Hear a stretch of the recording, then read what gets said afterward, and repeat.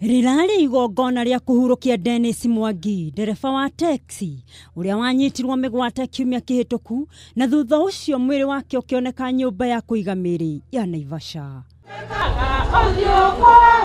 Gikuo kia Mwangi nigitigite aruna ake aria marutithanagia wira nake na maruru maingi, makiuga uyu tiwe wa mbere gukua na njira ikiriga, no gutire uthuthuria wikiene utafanagio.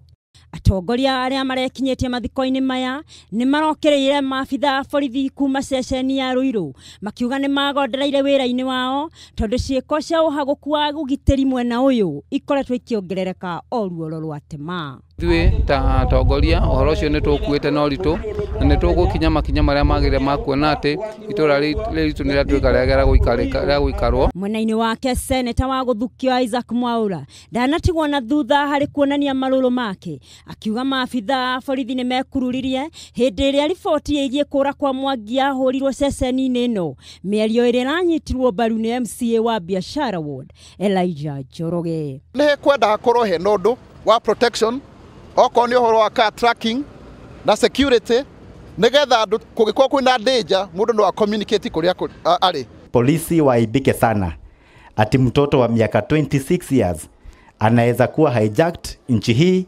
akitafuta pesa yake na haibii mtu, alafu mambo kama hii nampata. Muthenya wa ira ene taxi o ndomwe na atwarithia boda ni maratafanirie mururungano makiuga ciigana ni ciigana na matigwetikira ciiko ta ici kuhanika ringi. Handũ-inĩ ha Kameme TV, ritwa riakwa ni Elena wa Gacomwa.